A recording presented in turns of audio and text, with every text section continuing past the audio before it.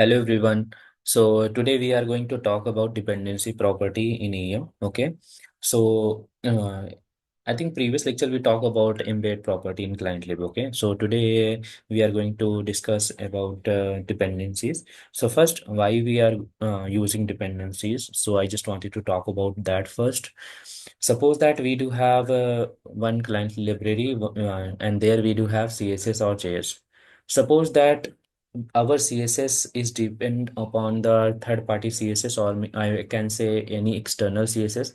Suppose that if you are going to use any bootstrap CSS or jQuery JS maybe, okay, minification JS, and we just wanted to do couple of functionality related to that, okay. Suppose that or any external tailwind CSS, any other things I mean to say. So we just need to use dependency property here basically because first we need to load the external client library or where we have CSS or JS, okay? And after that, that client library should load first so that when we apply our custom CSS or any kind of HTML, whatever we are writing, if we write any classes, custom classes, any other thing, so those properties should automatically apply here, okay? So generally we are writing dependencies because of that only. Okay. So whatever client library will use, external one that should load first, and after that our custom one should load. Okay. So here I have given one example. Anyway, I'm going to give you one implementation. Okay. Going to develop one logic there. After that, you will able to understand everything there. Okay. So first one we have here we have one example. If suppose that client library A depends upon B and B is depends upon C. Okay, then A, B, C will always all the client libs, three kind of client libs will be included within the page, whatever page we are loading. So everywhere it will be included, and the order each in which it will be included is that first the C will include, and after that will be B will be appear there, and after that A will be appear. Okay, so this basically this is called generally a transitive property. Okay, so the way this particular part we are going to develop, I mean to say. Okay, so after that you will be able to understand. I will show you in the network tab where we are making network call, right? So I will show you there as well as. So I just wanted to talk about the next one. We have syntax. Okay, so generally this is the custom. Suppose that custom client lips we have, and there we are generally using category. Okay, so suppose that here I just mentioned my category, and we just need to use one keyword or one property which is dependencies here. Okay, and after that here we need to add the client library B. Okay, suppose that category of client library B may be basically, and within B if you wanted to use C and further things, we can directly add in this way. Okay, so here in this example, basically, so client library B will be included first, okay, and before client library A means before this particular part, before the custom one, it will include the client library first within the page, and after that the custom one will include. Okay, so this particular part I'm going to show you anyway. Okay, and after that you will be able to understand. So let me jump to the CRXT and let me start the development. So everyone, I had started our AEM server and I already logged in CRST. Okay. So this one we have created earlier, like the embed property. So today I'm going to create the dependency property here. Okay. So if I go here, this is our custom AEM component folder. And if I go to header component client, then here we'll able to see categories and embed property. Okay. So let me directly go to our parent client library. Here I'm going to create the client lib. So we'll go to create, and after that create node. So here we'll write client lib dot dash basically dependency. Anything we can write, okay, because I'm going to create a dependency folder. So that's why I'm just writing dependency here. Okay, and the type should be always be CQ client library folder. Okay, this one. So we just need to click on this, and after that we'll just add category here. So the category is category string and the custom AEM client here. So we'll click on multi and we'll click on add here. Okay, so the category we have added, we'll click on save, and within this we'll create CSS folder. So first we'll cover CSS part. Okay, so I'll just I'll just create a one folder here.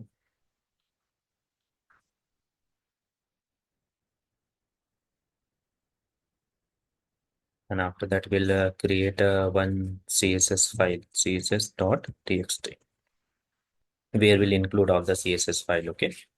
So this structure we have created, the same structure we can follow in JS as well. Okay. So right now, I'm going to discuss or develop the dependency property. So first, I'll just use a one external CSS here. Okay. So I have already downloaded the uh, bootstrap minification version, so I'll just use this one. You can, like, one thing we can do, we can copy this folder within our project structure, or we do have alternative way also to do that. Okay, so first we need to copy this one, and after that I'll go to crst directly, and here we'll create one file, bootstrap min.css, we can write in this way. Okay, and after that will paste the content. So this is the another way we can do other, and one way is the direct way. Whatever file you have downloaded, you can directly paste this here instead of this bootstrap one. Any kind of external css we can add here. Okay, so because I just wanted to show you some real use case, so when we load the page, okay, after adding dependency property, first we should able to load this client library, because okay, this bootstrap in.css, and after that we'll able to get the customer, as I mentioned in theoretical theory. Okay, so I have already added this one. The second one we need to do is that we just need to include this one base equal to css basically, and after that we just need to register this one, right? So we'll use bootstrap min.css. We'll save this one. So the next one we have here, when we go to the client lib, so we have already added a category as embed. So here we'll add one more property, which is dependencies. Okay, so okay, we'll add dependencies property, and whatever dependency property cliently, whatever we have here, so the same cliently we need to add here. Okay, in dependency. So I'll just select once again this folder, cliently folder, and here we'll just need to click on multi, and we'll click on add. So here we are able to add the dependency as well. Okay, so within the bootstrap, we already know that here we do have so many custom classes. All the classes and other things are present here. Okay, anything.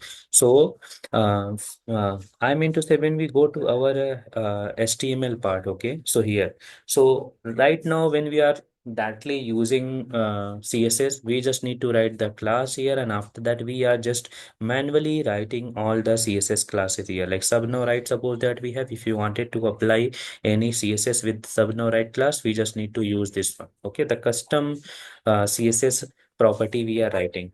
But for now, what I'm going to do is that we do have already external bootstrap min.css. Okay, so any kind of classes which is related to bootstrap, so we can directly append, or we can directly use in our HTML. Okay, without writing the custom CSS, because whatever dependency I have added, first this JS will load, and after that within JS, whatever classes we have, we'll use that classes here. Okay, I mean to say, so here we do have couple of classes. I just wanted to show you one example. So what I'll do, I'll just write class equal to maybe text danger. So this is the something, this is the CSS related to bootstrap. So what if you use text danger, the particular title or href, whatever we have within href, it will be in red color. Okay, so let me try to do that, and let me see if it is loading. So as you can see, when I'm writing text danger, I am not writing any custom CSS related to dot text danger. Generally whatever we have done for navbar and rest of the things, right?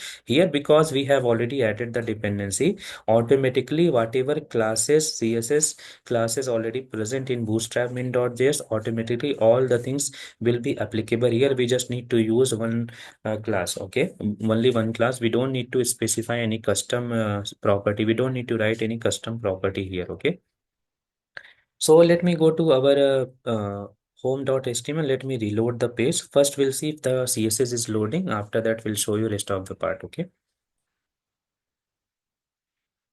so I'm just refreshing the page here.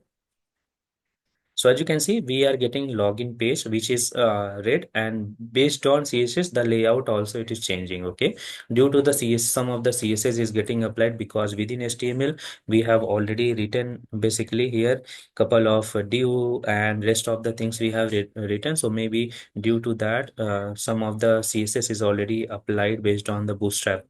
Okay, dependency whatever we have added, but we just need to whatever, because I have added this context engine in the login page, right, title. So that's why, as you can see, this text is getting red color. Okay, if I directly inspect the page and reload once again, will show you the calls. Okay, generally how the calls are working. So let me reload the page here first.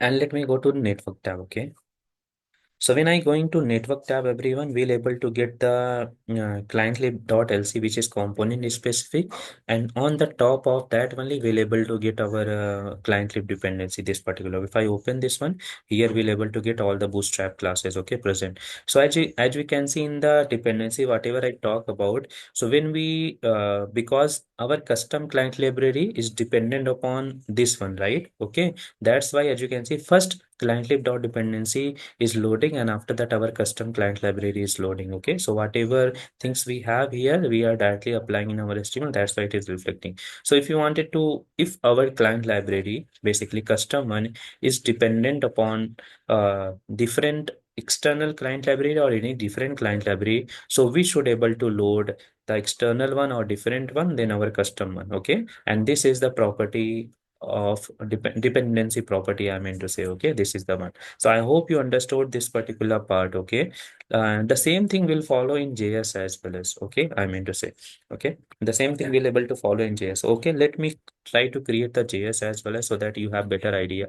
So what I'll do here is that similar to CSS, we just need to follow the JS as well as. So what I'll do, I'll just create one folder which is JS,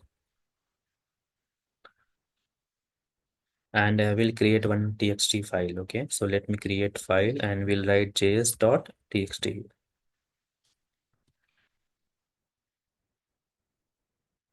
So within the TXT will within the JS, I'm going to use jQuery. Okay, jQuery plugin here, one of the jQuery minification JS, so that whatever jQuery functionality we are going to write in one of the JS or anywhere, those particular part will render always. Okay, so in this way also we can use. So because I already talk about the CSS part, so let's complete the JS as well. Okay, here. So let me go to the Notepad++ again.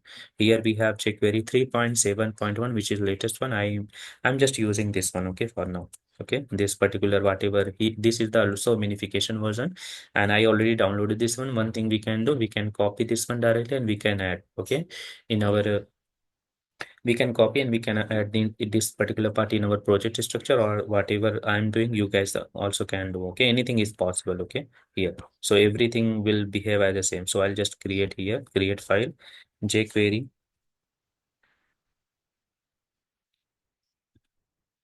Whatever name we have here, I'll just write the same name here. Okay. Uh, dash 3.7.1. Any name we can write here. Just wanted to tell you. Okay. Any name, whatever name you will write here, that is also okay. Not a problem. So you can write jQuery.min.js. That is also fine. Okay. Here. Okay. And whatever content we have, I'll just copy the content here. Okay. The JS content here. And after that, I'll just register.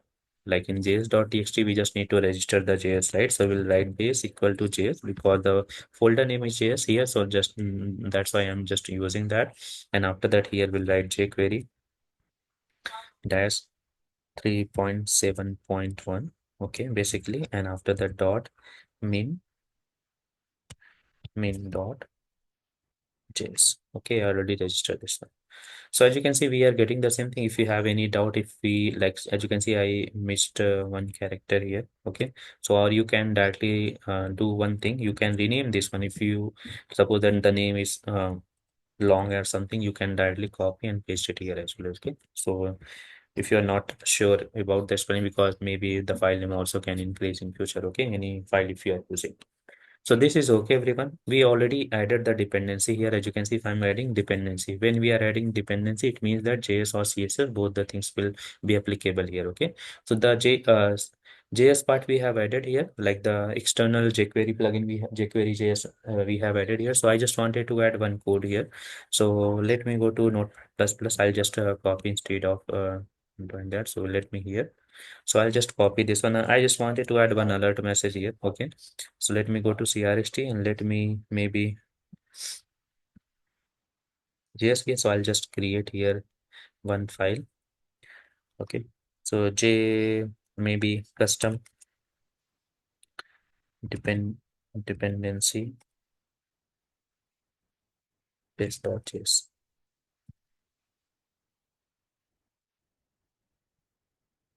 And within the same JS or CSS we can add, not a problem. Okay. I just wanted to create new one. And this particular part, I'll just copy this one and I'll just add in js.txt here. Okay.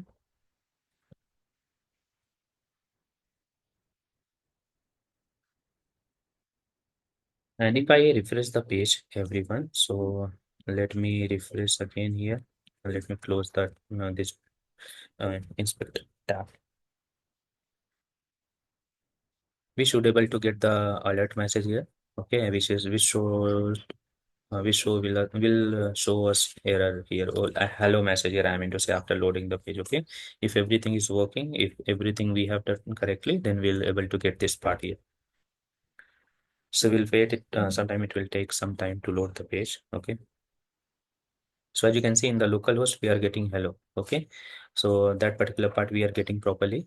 And if I show you the network call as well as here, so let me refresh the page again and we'll show you the network call. Okay. First, we'll able to get the jQuery should load first, and after that, our custom JS should load first. Okay. Let me show you that first.